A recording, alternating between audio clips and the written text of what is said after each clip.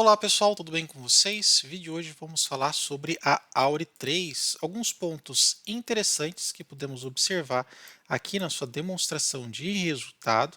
Então a gente vai se aprofundar um pouco mais, falar também sobre alguns atributos que trazem uma perspectiva interessante de receita para a empresa e também sobre essa nota de esclarecimento pedido, pela CVM em função de algumas oscilações atípicas.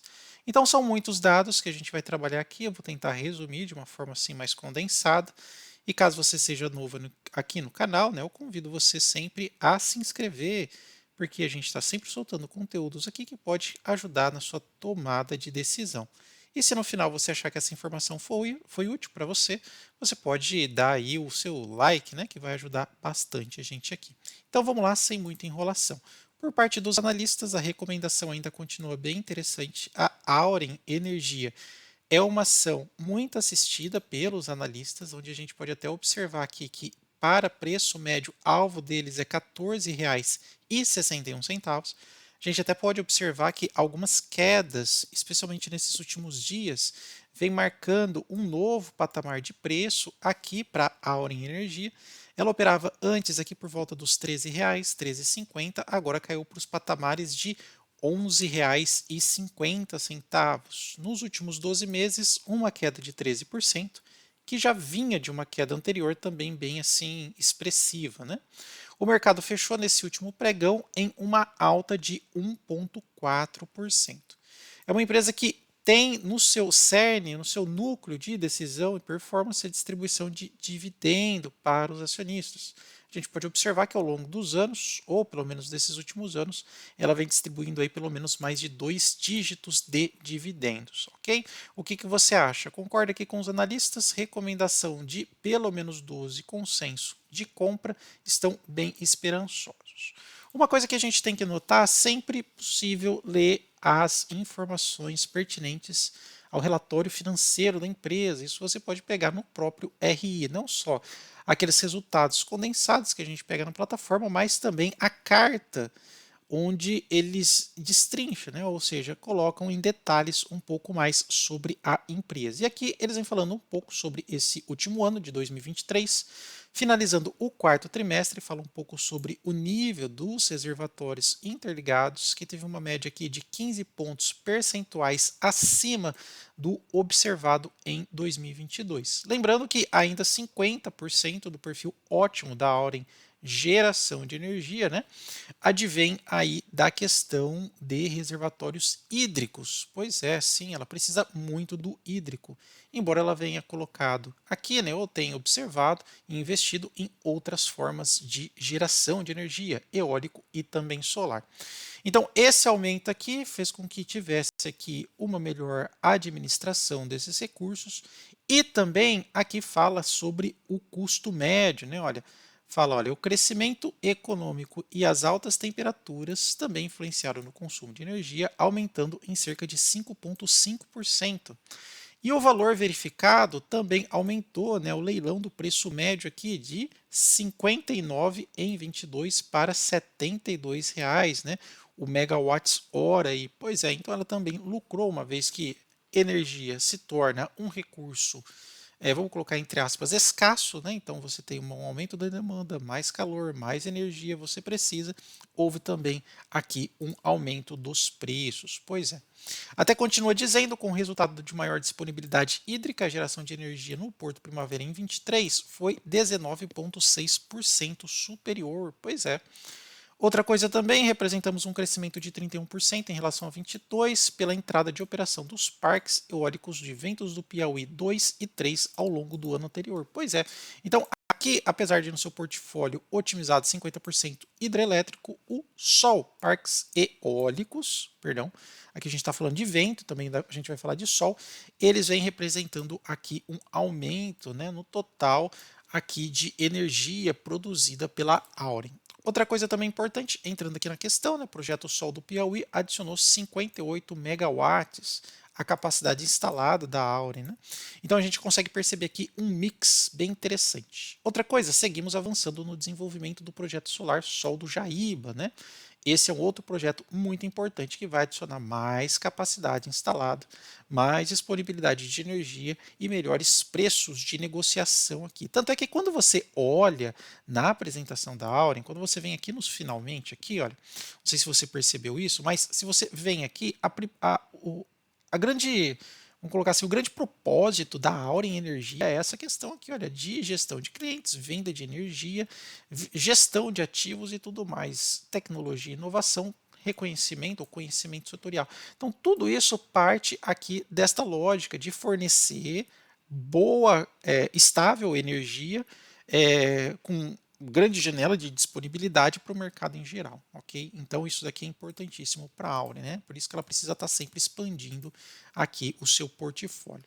Outra coisa também que a gente pôde observar, não sei se você conseguiu ver isso, é a questão da comercialização de crédito de carbono. Como ela gera energia limpa, ela conseguiu aqui uma venda de 1,6 milhão em crédito de carbono. Lembrando que o crédito de carbono também tem cotação no mercado, como se fosse, por exemplo, o ouro, né? Então você tem aí, quanto maior a cotação, mais os créditos que você adquire por gerar energia limpa, né? Você vende esses créditos e tem ele em retribuição de receita. Pois é, grandes empresas estão investindo aí no famoso ESG para poder compensar com crédito de carbono as suas receitas. Então a Auren também está bem imbuída aí nesse objetivo. Outra coisa também importante, anunciamos em dezembro a assinatura do acordo com a Vivo para a criação de uma joint venture focada em comercialização de energia para o varejo. Pois é, a gente sabe a força da energia do varejo, né? Até quando eu observo aqui, olha, também você deve ter observado nessa apresentação, a gente até falou várias vezes disso, mas quando a gente olha a distribuição do varejo aqui de energia, a gente observa aqui, por exemplo, para alta tensão, você tem aqui um público bem reduzido, 38 mil unidades. Quando você entra aqui para baixa tensão e varejo, você está falando de 7 milhões e 84 milhões de unidades. É um mercado muito maior, mas muito maior. Então, com a parceria da Vivo, que já é uma empresa que tem muita penetração no varejo, a perspectiva aqui de receita é sem dúvida bem interessante, né? Pois bem, em relação ao desempenho financeiro, encerramos 23 de forma exitosa com um crescimento de 12,1 na receita líquida. É muito importante ela aumentar a receita, né? Totalizou 6,2 bi e um EBITDA ajustado de 1,8 bi, um aumento de 9,6 em relação a 22. Os bons resultados são explicados principalmente pela performance do segmento de comercialização. Pessoal, de olho aqui na questão da comercialização, tá? Com aumento significativo no volume de energia comercializada e melhora nas margens, né? Especialmente aqui geração eólica com a entrada em operação de ventos do Piauí 2 e 3, ok? Outra coisa importante aqui para nós, disciplina de negócios, distribuição de 3 bi em dividendos aos acionistas, mantendo ainda uma sólida posição em caixa de 3,2.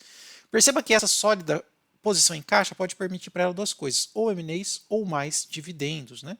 Mesmo mantendo uma excelente alavancagem de dívida em relação ao EBITDA de 1,8 vezes. Você acredita no M&A? Estão falando muito aí da AES Brasil ou outras empresas, né, para ter o crescimento tanto orgânico quanto inorgânico, que é importante para a empresa. Coloca aí no campo dos comentários, né? Parece que esse assunto deu uma esfriada, mas nunca se sabe o que age aí nos bastidores. Falando um pouco sobre bastidores, a CVM pediu aqui uma explicação sobre oscilação. Essa oscilação não é só em razão dos preços, né, que a gente pode observar aqui nessa coluna do meio, mas muito por conta do volume. Lembrando que num dia normal são cerca de 29 milhões de volume diário e de uma hora para outra, no dia 16/4, deu 132 milhões. Então, quando você tem aqui um aumento de 6, 7 vezes no volume de negociação, você gera um alerta lá na CVM, né? O que será que está acontecendo? Recentemente teve mudanças aí de diretoria, né? Então, será que está tendo alguma disputa acionária, algum controle? A CVM manda um alerta de esclarecimento. Ela simplesmente respondeu aqui que não tem nada que passa ali pelo que está acontecendo, não tem nada que justifique essa oscilação, né? Ela mantém, ela que reitera o mercado, informa que todo qualquer fato relevante de negócio nos termos de legislação, ou seja, ela tem transparência nesse nível, nada ali que lhe chame tanta atenção assim, né? Então, basicamente só oscilação de trade mesmo. Mas o volume de fato foi grande. Dá uma olhada aqui, olha, dia 15, 84 milhões, dia 16, 132 milhões, pessoal. Pois é, então tem bastante negociação aqui acontecendo, né? De uma hora para outra em Auren Energia. Quando a gente vai observar aqui, eu até quero separar uma parte, talvez você tenha visto esta parte aqui da indenização, né? Por quê? Porque algumas plataformas estão mostrando aqui, olha, o PL da empresa em menos 36, isso em muitas plataformas, tá? Mas quando você analisa aqui a demonstração financeira, por exemplo, ó, convido você a dar um Ctrl F e coloca lá indenização, né? Ó, indenização. Essa indenização aqui, essa diferença do PL é em função aqui, olha, desse fato. A companhia encerrou 23 com prejuízo líquido de 317 milhões em virtude da contabilização das despesas relativas ao imposto de renda de 912 milhões e PIS/COFINS aqui de 129 milhões. Então foi só uma questão aqui contábil, né, que contabilizou esse efeito indenizatório aqui nos balanços. Então, quando você faz um comparativo de um com o outro, é claro que você vai ter uma queda assintosa. Especialmente aqui, ó, por exemplo, ó, pegar lá na demonstração, ó, dá uma olhada aqui, ó, é isso daqui que pega. Então, quando você olha 22, que teve a entrada do indenizatório, foi 2 bi 221 aqui nas receitas. E quando você pega 23, não tem um indenizatório, né? Foi só porque teve um encaixe aqui, olha, tá vendo? Então você pensa assim, poxa, então teve uma queda de 89%? Não, é por causa desse efeito contábil, tá? Tem que tomar cuidado. Até tem uma nota de esclarecimento aqui embaixo, ó, olha lá.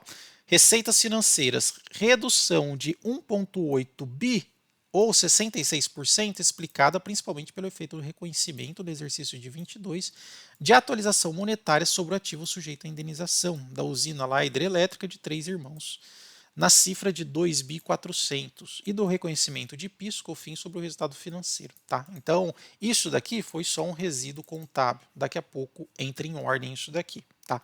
É sempre bom, né? Porque às vezes você fica assustado com o número e fala, poxa vida, a Áurea é uma excelente empresa, então tá esclarecido aqui para vocês. Outra coisa que chama atenção, que vocês têm que tomar um certo cuidado, é esse dividend yield de 29. Lembre-se, isso daqui é retrovisor, teve extraordinários e distribuição.